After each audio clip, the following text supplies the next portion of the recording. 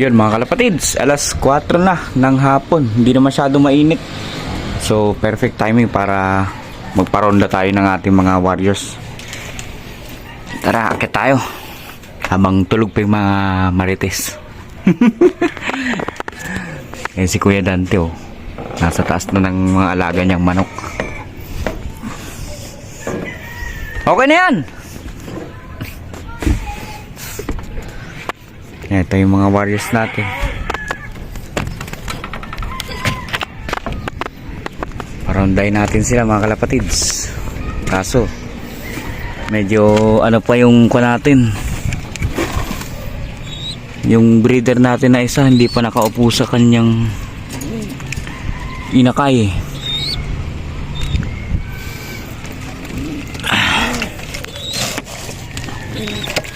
Ayun yung ano nila oh, itlog. Okay naman yung ano nila,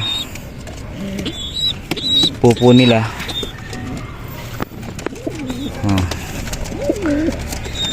Ay, isama na rin siguro natin to sa ronda. Yung ating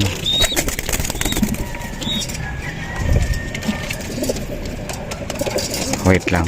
Baka kasi ano eh, makaalala malapit lang dito mga kalapatid sa ano yan eh, dating bahay. Baka pag sinama ko yan ikulong na lang natin siguro. Teka lang. Umupo naman siya sa itlog niya mga kalapatids. Pwede na to. Ay, mayroon pala tayong ibon sa labas oh. Loko yun ah. Paano kaya nakalabas yun? Wait lang.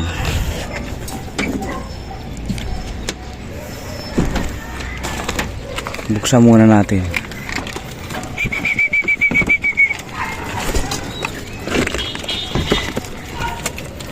Ayun na, binuksan natin mga kalapatids.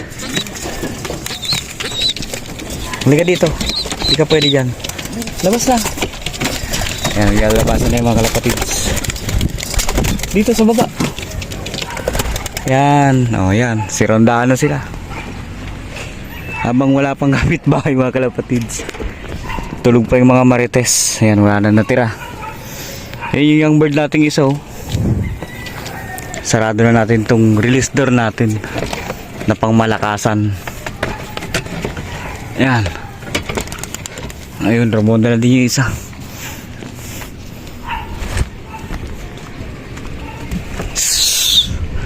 Yan o. Sarado ko lang ito mga mga kalapatids. Yan.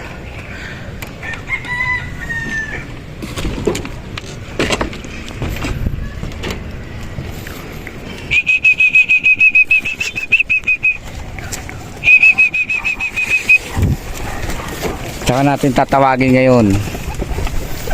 Pasukin natin.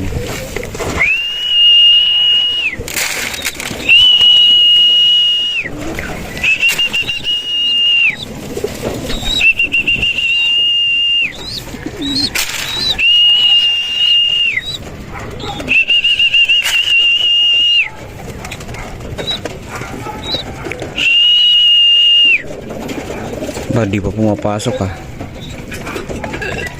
Tataboyin natin. Yeah, isa na lang yung nasa labas mga kalapatid, si Frankie.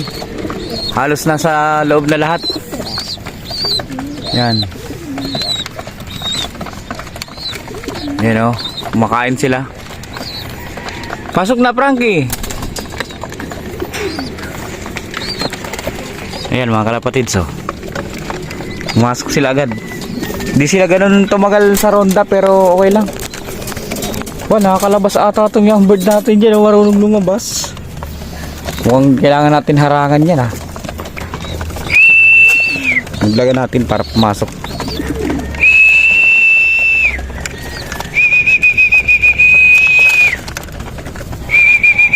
Pasok na Frankie.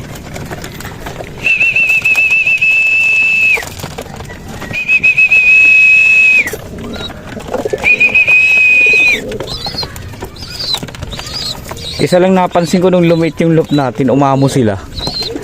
Ayun, kasi masyado na sila malapit sa atin eh.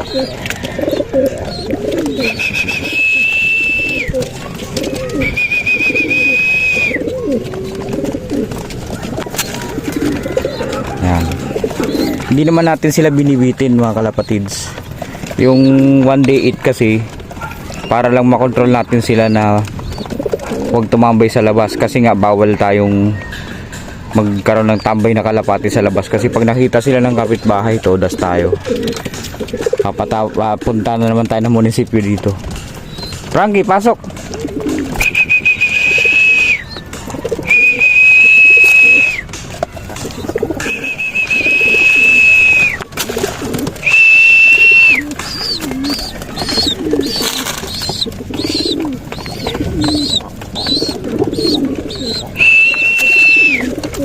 Yan, konti-konti lang para maano, kasi kailangan din natin silang tutukan sa pagkain, dahil ikakarga natin sila sa March 10 ata ang unang karga natin.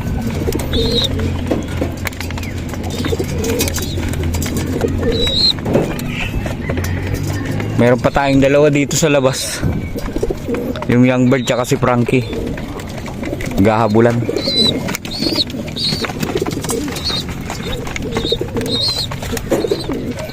Ito, tumanda na sa atin to, si Lucy oh. Dati neto yung datingan nito nung unang dating dito sa akin. Ngayon tumanda na, nakailang clutch na yun sa atin.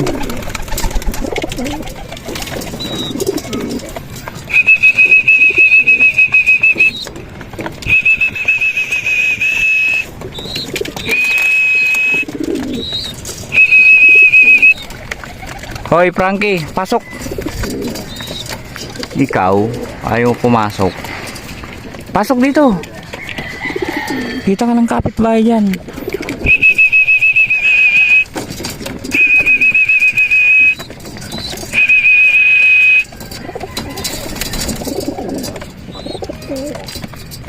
Busog na. Oh. Si leader oh.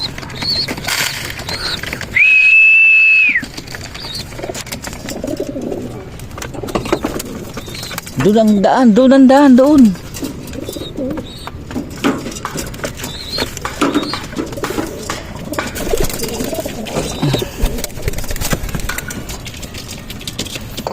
Yung young bird natin marunong lumabas sa mga kalapatids. Diyan, dito oh. Sa trapdoor natin, kailangan harangan natin yan. Lumalabas siya, makikita ng yan, kalaban sa labas. Pero ngayon, hayaan lang muna natin. Siya lang naman nata mag-isa dyan. Ay dalawa sila ni Frankie. Ito si Frankie oh. Ayaw pumasok. Pasok!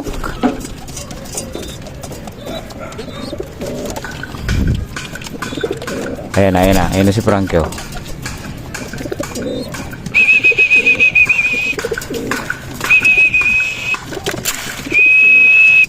Hindi ka makakain dyan.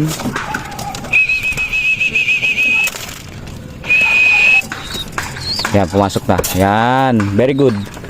Young bird na lang mga kalapatids. Ayan oh. Tumatambay.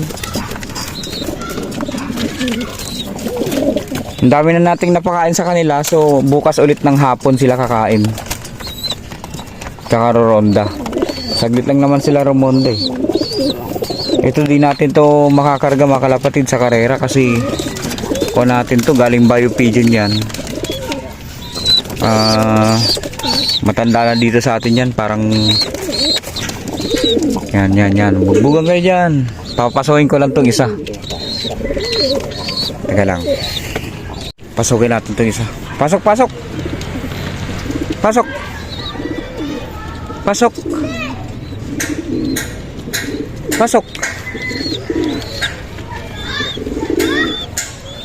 ayaw pumasok. Pasok. Yan. Tapos harangan natin mga kalapatids. Ito lang siguro pangharang natin para di makalabas. Mabigat naman to. Yan.